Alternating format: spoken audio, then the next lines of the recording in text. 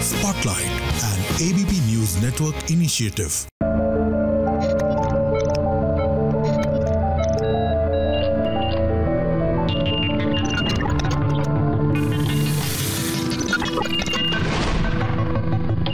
नमस्कार, माझा डॉक्टर कार्यक्रमात मी डॉक्टर महेश चिटणीस सर्व प्रेक्षकांचं मनपूर्वक स्वागत करतोय.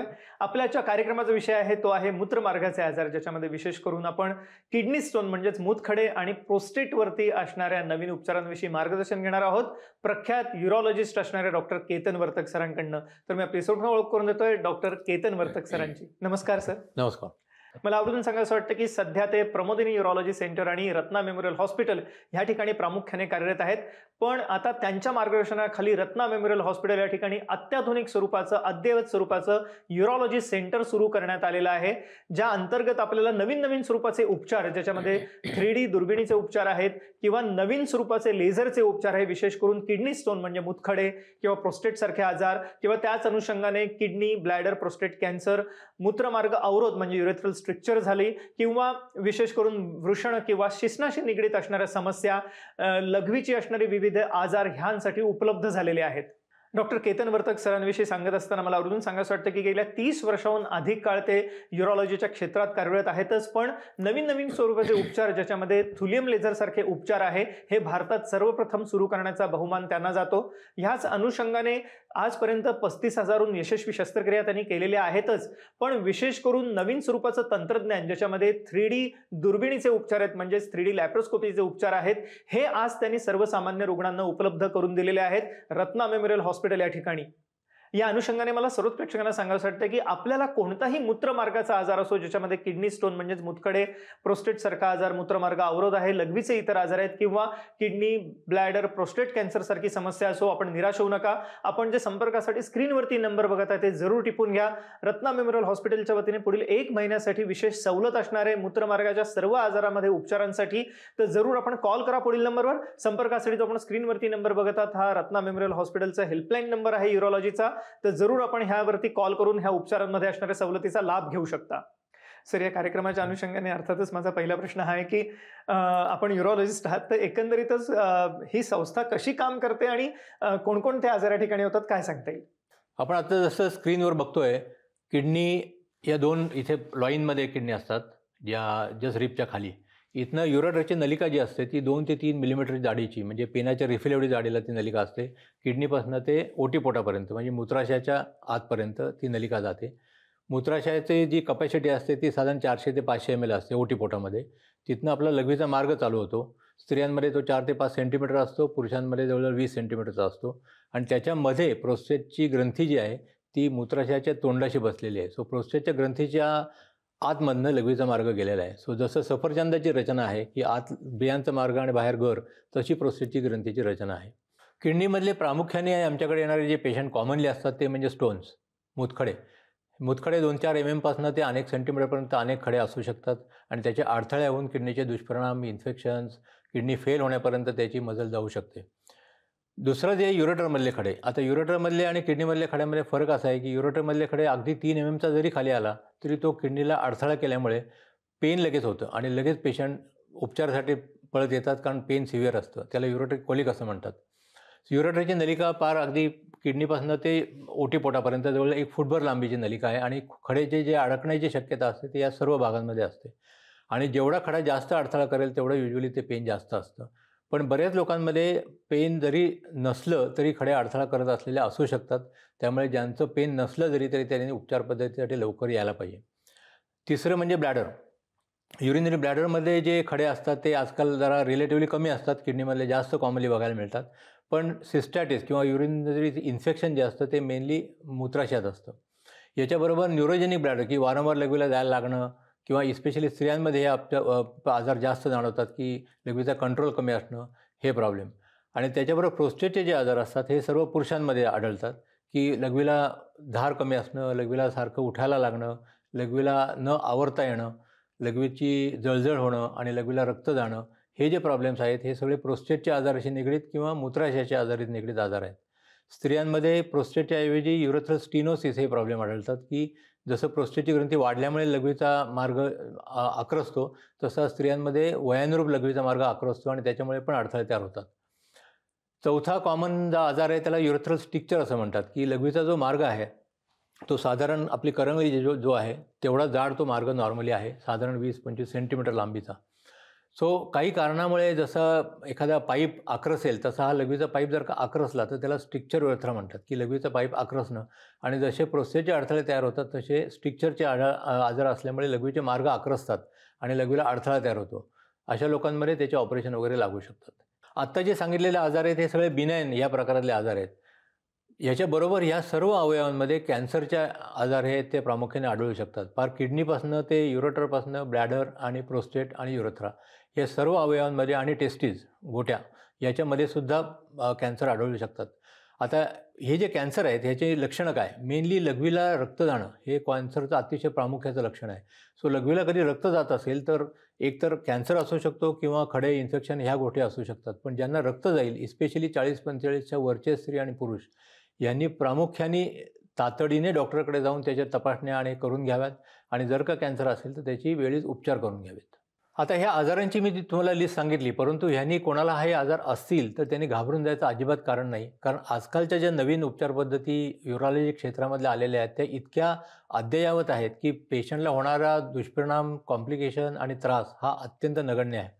फॉर एक्झाम्पल किडनीमधले जर का खडे असतील तर ते लघवीच्या मार्गे दुर्बिणीने लेझरच्या शस्त्रक्रिया करून, इस्पेशली थुलियम फायबर लेझर हे नवीन जे लेझर आलेले रत्ना मेमोरियल हॉस्पिटलला आता 3 लेझर उपलब्ध आहेत. थुलियम याग लेझर, थुलियम फायबर लेझर आणि होल्मियम लेझर. सो या 3 लेझरच्या माध्यमातून मूत्रमार्गातले सर्व खडे अतिशय परिणामकारकरित्या आपण क्लिअर करू शकतो.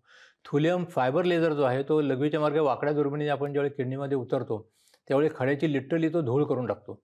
सो लिटरली पाणी झाल्यासारखं त्याचं होऊन झाल्यामुळे कुठे खडे राहायची शक्यता फार कमी असते आणि एका दिवसात पेशंटला डिस्चार्ज करता येतं. युरेट्रोस्कोपी ज्या शस्त्रक्रिया आहेत, जे युरेटरमधले जे खडे असतात त्याच्यासाठी म्हटलात तर सरळ ज्या दुर्बिणी असतात त्या अगदी 1.5 mm व्यासाच्या दुर्बिणी पण आज रत्ना मेमोरियलला अवेलेबल आहेत. सो ज्यावेळी युरेटरचे मार्ग थोडे छोटे असतात त्यावेळी 1.5 mm व्यासाची दुर्बीण घालूनसुद्धा आपण ते शस्त्रक्रिया करून खडे अगदी चांगले क्लिअर करू शकतो. या जर का छोट्या दुर्बिणी नसतील तर ॲटलिस्ट 5 ते 60% लोकांमध्ये ऑपरेशन जे असतं ते 2 टप्प्यात करायला लागू शकतात. त्याच्यामुळे ऑपरेशनचे जे वेळ असतो तो कारण नसताना आणि 2 टप्प्यात ऑपरेशन, 2 वेळा भूल, 2 वेळा सगळ्या गोष्टी असल्यामुळे सगळं लांबद्द गेलेलं असतं. तिसरी गोष्ट म्हणजे अल्ट्रा मिनी PCNL, की 3 mmचं बारीक छिद्र पाडून, लिटरली पेनाच्या रिफिल एवढं छिद्र पाडून आपण 2.5-3 सेंटीमीटरच्या आतले सर्व खडे किडनीमधले काढू शकतो. सो 2.5-3 सेंटीमीटरचे जर खडे असतील तर एकतर फ्लेक्सिबल एंडोस्कोपनी किंवा अगदी बारीक छिद्र पाडून आपण काढून टाकू शकतो.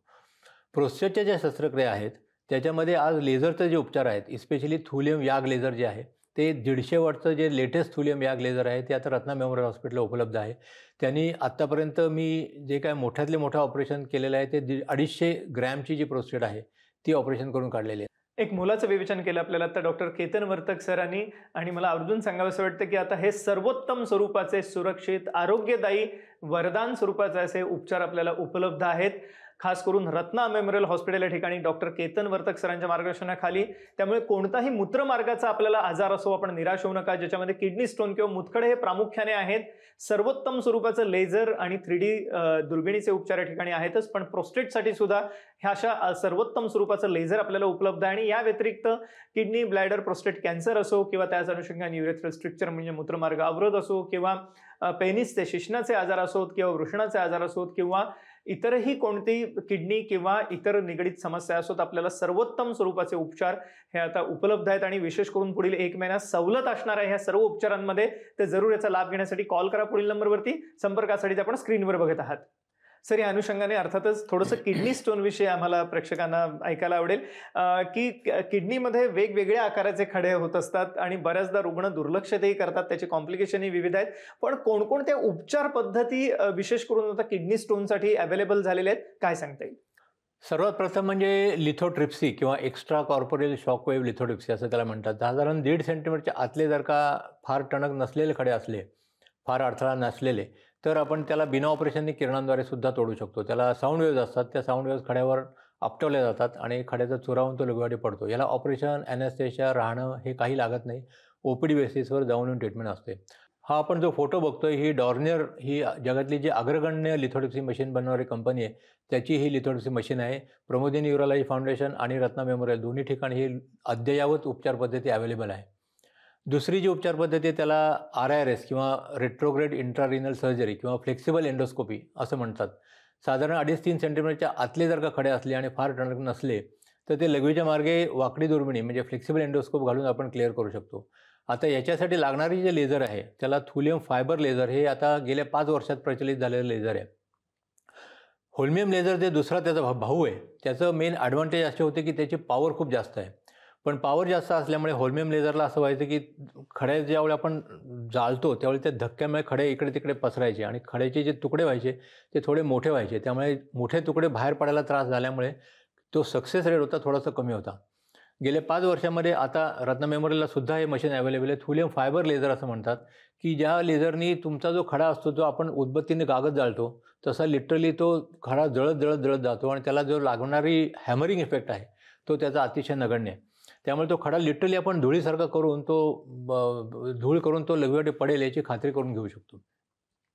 तिसरा जो उपचार पद्धती आहे त्याला अल्ट्रा मिनी PCNL किंवा मिनी PCNL असं म्हणतात. जे खडे 3-3.5-4 सेंटीमीटरच्या वरचे असतात त्यांना 8 ते 10 मिलीमीटरचे छिद्र पाडून ते खड्याला काढायला लागतात. याच्यापूर्वी आणि अजूनही अनेक हॉस्पिटलमध्ये 10 mm छिद्र पाडून खडे काढले जातात.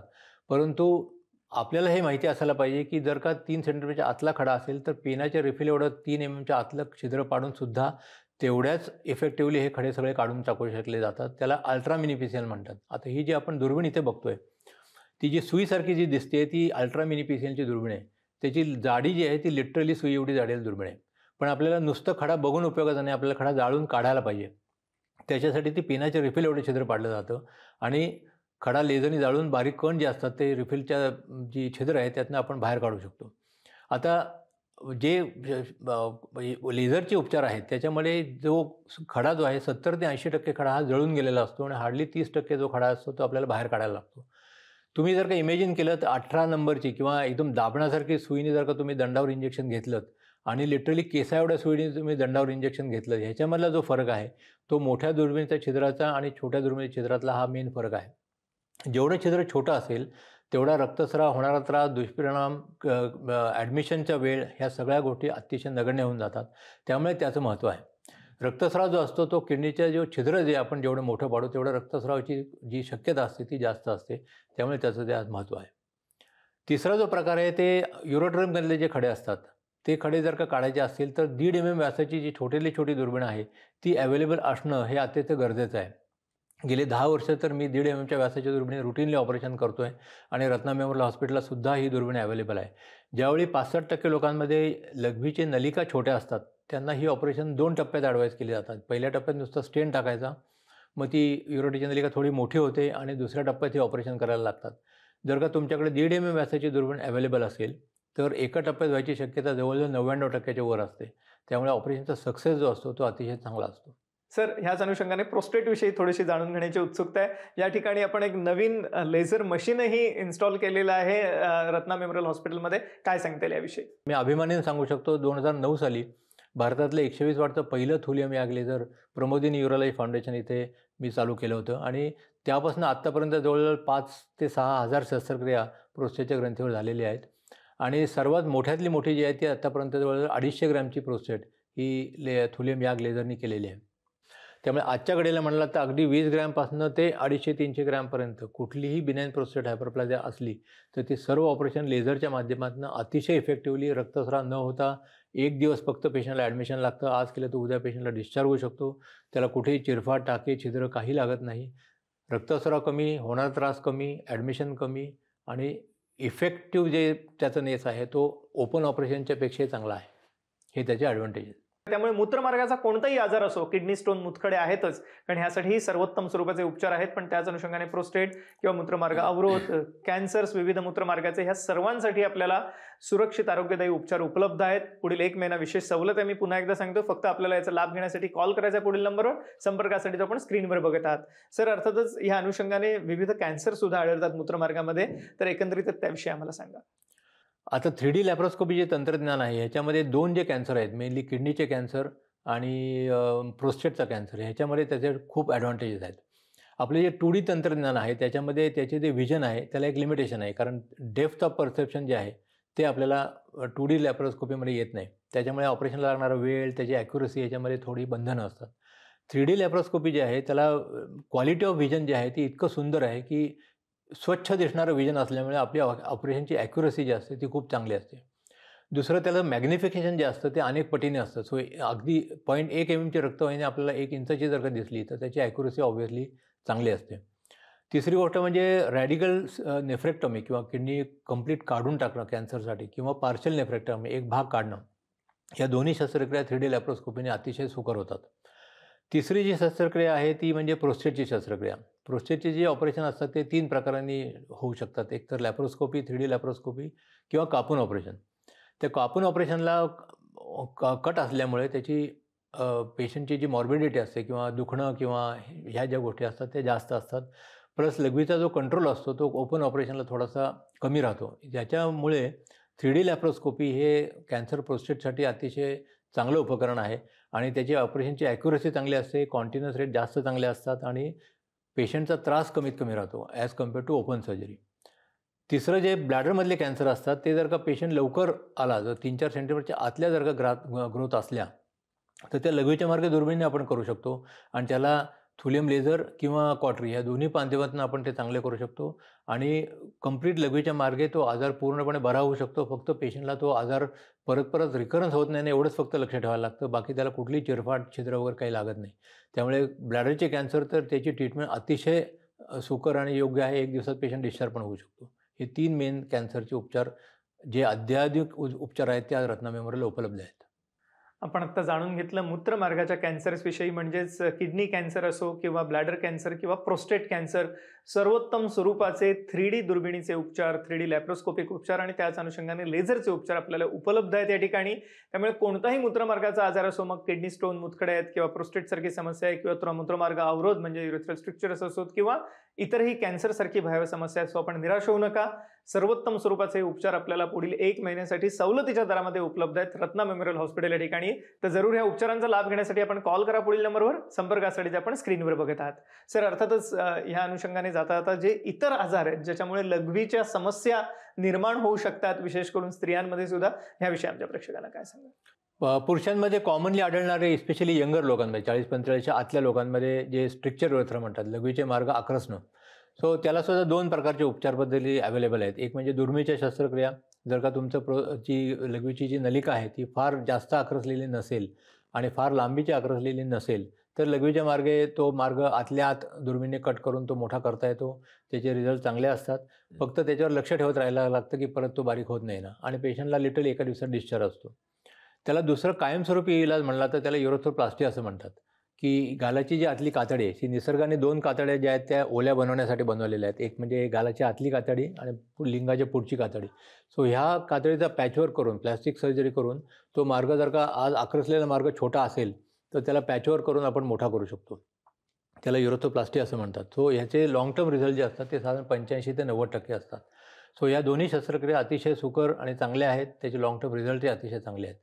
स्त्रियांमध्ये तर जे लघवीचे मार्ग आक्रसतात त्यांना लघवीच्या मार्ग दुर्बिणीने लिटरली 10 ते 15 मिनिटाची एक छोटी शस्त्रक्रिया करून पेशंटला लगेचसुद्धा डिस्चार्ज करता येऊ शकतो. स्त्रियांचे आजार हे मेनली 40-45 नंतर म्हणजे पोस्ट मेनोपॉझल एजमध्ये हे मार्ग आक्रसणं हे कॉमन असतं. त्याबरोबर स्ट्रेस इन्कॉन्टिनन्स, की लघवीचा कंट्रोल कमी असणं, की खोकला आला, शिंक आली, उठताना बसताना लघवी गळणं, हा जो प्रकार आहे त्याला स्ट्रेस इन्कॉन्टिनन्स असं म्हणतात. त्यालासुद्धा आजकाल जे जाळ्या लावून, मेश लावून अतिशय 2 टाके घेऊनसुद्धा ऑपरेशन चांगली होऊ शकतात आणि त्याचेसुद्धा रिझल्ट अतिशय चांगले आहेत.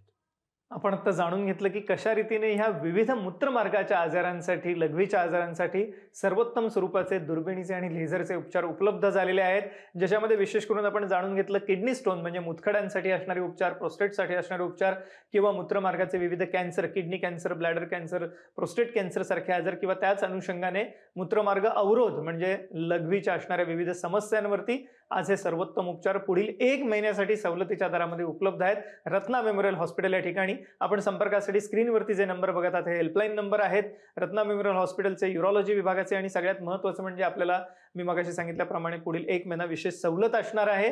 तर जरूर कॉल करा पुढील नंबरवर. संपर्कासाठी आपण स्क्रीनवरती बघत आहात.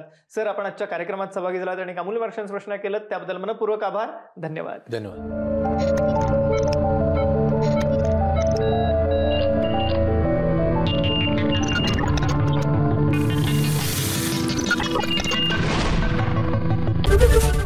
एबीपी माझा, उघडा डोळे बघा नीट.